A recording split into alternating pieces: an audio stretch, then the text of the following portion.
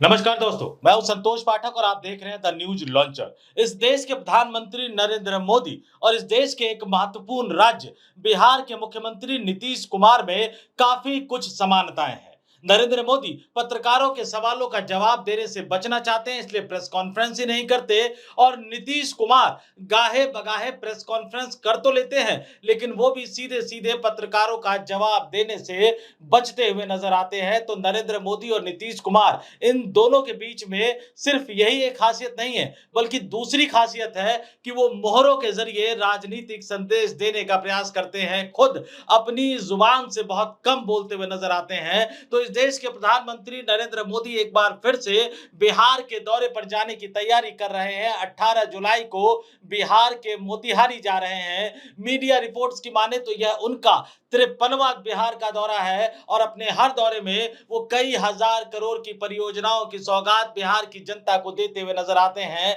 ये अलग बात है कि इतने हजार करोड़ रुपए अगर बिहार की जनता को वाकई मिले होते तो बिहार की हालत आज उस तरह की ना होती जिस तरह के हालात के भंवर में बिहार फंसा हुआ है। खैर, वो एक अलग डिबेट का मुद्दा हो सकता है। आज की हमारी स्टोरी, आज की हमारी कहानी या बिहार की राजनीति से जुड़ी एक सबसे बड़ी खबर लेकर मैं आपके सामने आया हूं कि अब तक चुपचाप भारतीय जनता पार्टी के खेले को झेल रहे, अब तक भारतीय जनता पार्टी के मोहरों के द्वारा की जा रही आलोचनाओं को चुपचाप खामोशी से बर्दाश्त कर रहे नीतीश कुमार ने मोर्चा खोल दिया है नरेंद्र मोदी के हनुमान के खिलाफ भी और सीधे सीधे भारतीय जनता पार्टी के खिलाफ भी। और इसके साथ ही एक बार फिर से ये बड़ा सवाल उठकर निकल कर सामने आने लगा है कि अगर वाकई नीतीश कुमार भारतीय जनता पार्टी को सबक सिखाना चाहते हैं तो क्या वह प्रधानमंत्री नरेंद्र मोदी के मोतिहारी दौरे का इंतजार करेंगे या प्रधानमंत्री नरेंद्र मोदी के मोतिहारी दौरे से पहले ही एनडीए गठबंधन में जो बड़ा घमासान मच गया है, जो बड़ा बवाल मच गया है, उसका कोई नतीजा निकल कर सामने आएगा। लोजपा के नेता, देश के प्रधानमंत्री नरेंद्र मोदी की कैबिनेट में मंत्री के तौर पर सत्ता का सुख भोग रहे चिराग पासवान बार बार बिहार के दौरे पर जा रहे हैं। नीतीश कुमार की कानून व्यवस्था पर सवाल उठा रहे हैं, जनता दल यूनाइटेड की सरकार पर सवाल उठा रहे हैं। वो सरकार एनडीए गठबंधन की जरूर है, जिस एनडीए गठबंधन में चिराग पासवान भी शामिल है, लेकिन बिहार में लगातार हो रहे अपराध, बल्कि मैं यूं कहूं कि बिहार में लगातार बढ़ रहे अपराध, पेपर लीक और इन जैसे तमाम घटनाओं के लिए सीधे सीधे चिराग पासवान अपने बयानों के जरिए, सोशल मीडिया पर अपने पोस्ट के जरिए नीतीश कुमार को घेरते हुए नजर आते हैं। और रही सही कसर लोकसभा सांसद, उनकी पार्टी से जो लोकसभा सांसद हैं, उनके जीजा अरुण भारती और लोजपा के अन्य नेता पूरी करते हुए नजर आते हैं। लेकिन नीतीश कुमार ने अब नरेंद्र मोदी के हनुमान के खिलाफ जनता दल यूनाइटेड के नेताओं की पूरी फौज को उतार दिया है। संदेशा बिल्कुल साफ है, अब और बर्दाश्त नहीं करेंगे। जुलाई का महीना चल रहा है, सितंबर के पहले या दूसरे सप्ताह में चुनाव आयोग चुनाव की तारीखों का ऐलान कर सकता है। अक्टूबर नवंबर में अगर तय कार्यक्रम के अनुसार बिहार में चुनाव होंगे तो अक्टूबर नवंबर में बिहार में विधानसभा चुनाव होंगे। नीतीश कुमार का संदेशा बिल्कुल साफ है कि आइए बैठिए, आमने सामने बैठकर बातें करते हैं, सीट समझौते का ऐलान करते हैं, सीट के नामों का ऐलान करते हैं। लेकिन इस बात को सीधे सीधे कहने की बजाय नीतीश कुमार बिल्कुल नरेंद्र मोदी के स्टाइल में अपने नेताओं को सामने करके, अपने नेताओं की फौज को मैदान में उतार कर चिराग पासवान, भारतीय जनता पार्टी, बीजेपी के दिग्गज नेता, देश के प्रधानमंत्री नरेंद्र मोदी और भारतीय जनता पार्टी जिन्हें चाणक्य कहती है, उन देश के केंद्रीय गृह मंत्री अमित शाह को सीधा सीधा संदेश देते हुए नजर आ रहे हैं। और नीतीश कुमार किस तरह से चिराग पासवान और भारतीय जनता पार्टी को सीधा सीधा राजनीतिक संदेश देते हुए नजर आ रहे हैं, ये जनता दल यूनाइटेड के नेताओं के बयान, उनके सोशल मीडिया पर किए गए पोस्ट के जरिए निकलकर सामने आ रहा है। जनता दल यूनाइटेड के वरिष्ठ नेता, नीतीश कुमार के करीबी नेता, जिन्हें आप लोग लगातार मीडिया में देखते होंगे, सुनते होंगे, उनके बातों को, उनके बयानों को अखबारों में पढ़ते होंगे, ऐसे नीरज कुमार साहब जो कि नीतीश कुमार के करीबी माने जाते हैं, उन्होंने सोशल मीडिया पर पोस्ट किया और क्या लिखा बड़े गौर से देखिएगा, सुनिएगा, पढ़िएगा भी, आपके स्क्रीन पर भी दिखा रहा हूं। नीरज कुमार लिख रहे हैं, अभिमन्यु बनना आसान है, अर्जुन बनना पड़ता है सीखने के लिए। अभिमन्यु वो किसको कह रहे हैं ये भी आगे मैं आपको बताऊंगा। और आगे लिख रहे हैं कि भूलना नहीं चाहिए, अभिमन्यु सिर्फ प्रवेश करता है, वीर गति भी पाता है। थोड़े से शब्द लगाना इसमें भूल गए, यानी वो साफ साफ कह रहे हैं कि अभिमन्यु चक्रव्यूह में सिर्फ घुस पाता है, बाहर निकल नहीं पाता, वीर गति को प्राप्त करता है। आगे लिख रहे हैं नीरज कुमार की इतिहास में नाम जिद से नहीं कार्य से लिखा जाता है, और जो हर बार द्वार तक पहुंचते हैं वे योद्धा नहीं द्वारपाल बन जाते हैं। यानी सीधे सीधे नीरज कुमार ये कहते हुए नजर आ रहे हैं चिराग पासवान के बयानों को लेकर कि जो हर बार द्वार पर पहुंचने की बात करते हैं, जो बार बार बयान दे रहे हैं, जो बार बार नीतीश कुमार पर सवाल उठा रहे हैं, ऐसे लोग सिर्फ द्वारपाल बनकर रह जाते हैं, वो योद्धा नहीं बन पाते। महाभारत का जिक्र यहां पर हुआ, अभिमन्यु और अर्जुन का जिक्र यहां पर हुआ, और क्यों यहां पे जिक्र हुआ अब आगे मैं बताता हूं, तब ये पूरी कहानी आपको समझ में आ जाएगी। अरुण भारती साहब चिराग पासवान के जीजाजी बहनोई और लोकसभा के सांसद भी है चिराग पासवान की पार्टी लोजपा रामविलास पासवान से, और पार्टी के चीफ व्हिप भी हैं। उन्होंने एक्स पर पोस्ट करके क्या बताया था चिराग पासवान को, वो आपके स्क्रीन पर दिखा रहा हूं। महाभारत के 4 प्रमुख पात्र जिन्होंने समय का मान नहीं रखा, भीष्म पितामह, महाराज धृतराष्ट्र, महारानी गांधारी और महाराज शकुनी। डिस्क्लेमर जरूर लिख दिया उन्होंने कि नहीं, सभी का सम्मान है, बात सिर्फ समय की है। जब सब मौन रहे तब अभिमन्यु जिसमें अनुभव की कमी थी चक्रव्यूह में कूदा, क्योंकि समय का मान रखने के लिए अनुभव नहीं नव संकल्प चाहिए। बार बार जनता दल यूनाइटेड के नेता ये कह रहे हैं कि चिराग पासवान में अनुभव की कमी है। चिराग पासवान के बहनों ने खुद कह दिया कि अनुभव की कमी तो है, लेकिन आज के यानी बिहार के चुनावी महाभारत में वो अभिमन्यु है, और यहां पर समय का मान रखने के लिए अनुभव नहीं नव संकल्प की जरूरत है। अब सवाल यहां पर उठ रहा है कि आज बिहार की चुनावी राजनीति में भीष्म पितामह कौन है, महाराज धृतराष्ट्र कौन है, महारानी गांधारी कौन है, मामा शकुनी कौन है, और इससे भी बड़ा सवाल उठकर निकलकर सामने आ रहा है कि आखिर आज के बिहार के चुनावी महाभारत में चिराग पासवान की पार्टी के मुताबिक दुर्योधन कौन है। तो तुलना अभिमन्यु से की,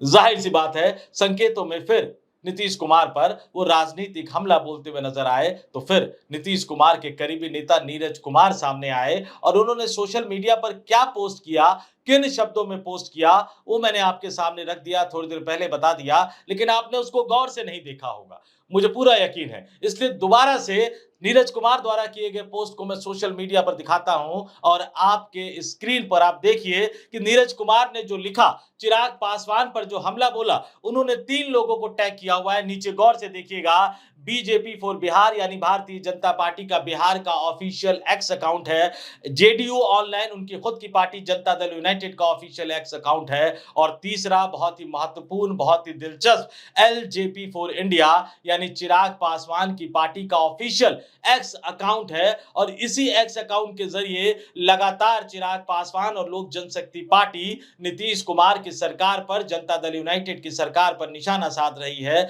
तो यहां नीतीश कुमार के करीबी नेता ने बाकायदा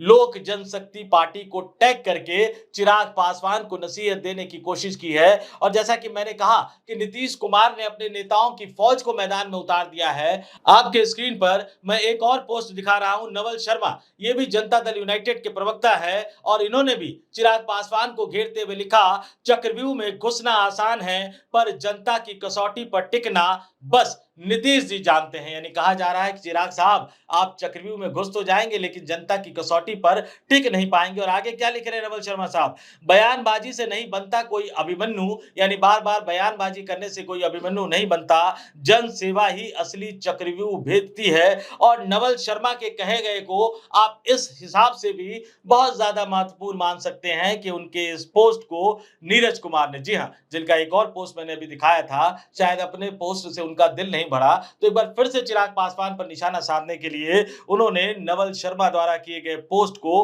रीपोस्ट करके चिराग पासवान पर निशाना साधने की कोशिश की। यानी जनता दल यूनाइटेड के नेता एक के बाद एक चिराग पासवान को घेरते हुए नजर आ रहे हैं, चिराग पासवान को नसीहत देते हुए नजर आ रहे हैं। और जिस तरह से नीरज कुमार ने एलजेपी के साथ साथ यानी लोक जनशक्ति पार्टी के साथ साथ चिराग पासवान की पार्टी को भी टैग करके निशाना साधने की कोशिश की है, उसका लबो-लुआब बिल्कुल साफ है कि नीतीश कुमार ने अपने नेताओं को सीधा-सीधा आदेश जारी कर दिया, सीधा-सीधा फरमान जारी कर दिया कि जिस भाषा में जहां से आलोचना आती है, उसी भाषा में उन आलोचनाओं का जवाब दिया जाए। याद दिला दूं कि भारतीय जनता पार्टी के कोटे से नीतीश कुमार की सरकार में उप मुख्यमंत्री विजय सिन्हा ने भी कुछ दिन पहले पुलिस प्रशासन की लचर व्यवस्था पर सवाल उठाते हुए सीधे-सीधे तो नहीं, लेकिन अप्रत्यक्ष तौर पर इशारों में नीतीश कुमार की असफलता पर निशाना साधा था। तो नीतीश कुमार की पार्टी के नेता अब जवाब देना शुरू कर चुके हैं। अब ऐसे में सवाल ये उठ रहा है कि क्या वाकई नीतीश कुमार खेला करने का मन बना चुके हैं? क्या नीतीश कुमार को ये लग गया है कि भारतीय जनता पार्टी उनके साथ 2020 से भी